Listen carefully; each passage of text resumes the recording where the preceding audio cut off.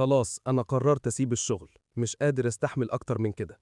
أنا لو كملت في الشركة دي يوم واحد ممكن يحصل لي حاجة. ده الكلام اللي قلته لصاحبي وأنا بطلب منه يشوف لي شغل تاني. بسبب تصرفات المدير بتاعي، لأنه شخصية صعبة وعلى طول مكشر، عمره ما ضحك في وشي، ودايما ينتقدني على أقل غلطة، ومفيش أي تقدير على أي حاجة بعملها. من الآخر كنت حاسس إنه لا بيحبني ولا طايقني، لكن رد صاحبي غير تفكيري بشكل كامل. وقبل ما أقولك هو قال لي إيه، خليني أسألك، أنت ليه بتزعل لما المدير يطلب منك شغل بطريقة مش لطيفة؟ وليه بتحس بالإحباط لما بتسلم شغلك مظبوط وما بتسمعش كلمة تقدير؟ أو لما تسمع نقد وتوبيخ على أقل غلطة؟ هل المشكلة في المدير؟ ولا في تفسيرك لسلوكه؟ ولا في توقعاتك الخاطئة من بيئة العمل؟ والإجابة هي إن المشكلة في أوقات كتير مش في المدير نفسه. المشكلة الحقيقية بتكون في تصورك لطبيعة العلاقة اللي بينك وبينه.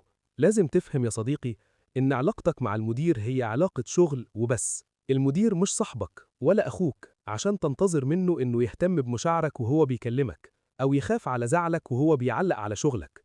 لو فهمت النقطة دي صح هتريح نفسك كتير، لأنك هتبطل تنتظر منه حاجات هو مش مطالب بيها، وإنت برضه مش مطلوب منك تحب المدير أو تكرهه. المطلوب منك هو إنك تعرف تتعامل معاه في حدود الشغل، وخلي مشاعرك بره الموضوع عشان ترتاح. لأنك لو سمحت لتصرفات المدير إنها تأثر على مشاعرك، صدقني هتتعب كتير في شغلك وفي حياتك الشخصية.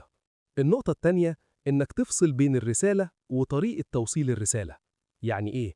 يعني لما المدير يكلمك أو يطلب منك طلب وهو معصب وبيزعق، المفروض تركيزك يكون على هو قال إيه، مش قاله إزاي. يعني ما تشغلش نفسك بملامح وشه ولا نبرة صوته ولا طريقة كلامه، ركز بس على المحتوى، على المعلومة، وعلى المطلوب منك. تخيل نفسك كأنك بتسمع نشرة أخبار، أنت مش مهتم بشكل المذيع ولا بنبرة صوته، أنت كل اللي يهمك الخبر نفسه.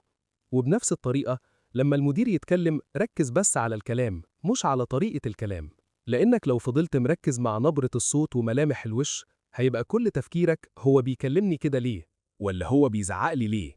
وبكده مش هتكون مركز مع اللي هو بيطلبه منك، وغالبا مش هتفهم هو عاوز منك إيه، وبالتالي هتحصل أخطاء والعلاقة بينكم هتسوء أكتر.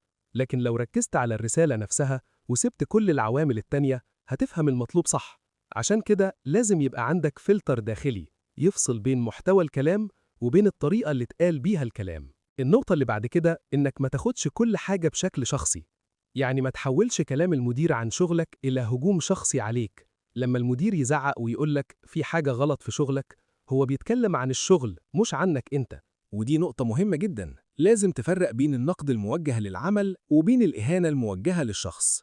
يعني طالما الكلام داخل إطار العمل ومفيش فيه إهانة ليك أو تجاوز للحدود، يبقى المطلوب منك إنك تسمع النقد بشكل موضوعي وتستفيد منه في تحسين شغلك. لأنه في أوقات كتير اللي بيزعلنا مش الكلام اللي اتقال أو الموقف اللي حصل، اللي بيزعلنا هو تفسيرنا ليه.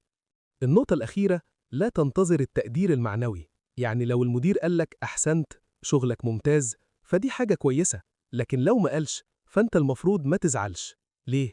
لأن العقد اللي بينك وبين الشركة في الأساس هو عقد تبادل منفعة، مش علاقة مبنية على المشاعر والمجاملات. أنت بتقدم للشركة شغلك ووقتك وخبرتك، وفي المقابل الشركة بتقدم لك راتب مناسب وزيادة خبرة وفرصة للنمو والتطور في مجالك. هي دي معادلة استمرارك في وظيفتك، منفعة مقابل منفعة. وجودك في الشركة لغاية دلوقتي معناه إنهم شايفينك مفيد ليهم، وده في حد ذاته دليل إن شغلك كويس وعاجبهم، حتى لو ما قالوش ده بلسانهم. صحيح وجود التقدير شيء جميل، ولكن غيابه مش معناه إن شغلك بلا قيمة. أتمنى النصايح دي كانت مفيدة ليك يا صديقي زي ما كانت مفيدة ليا.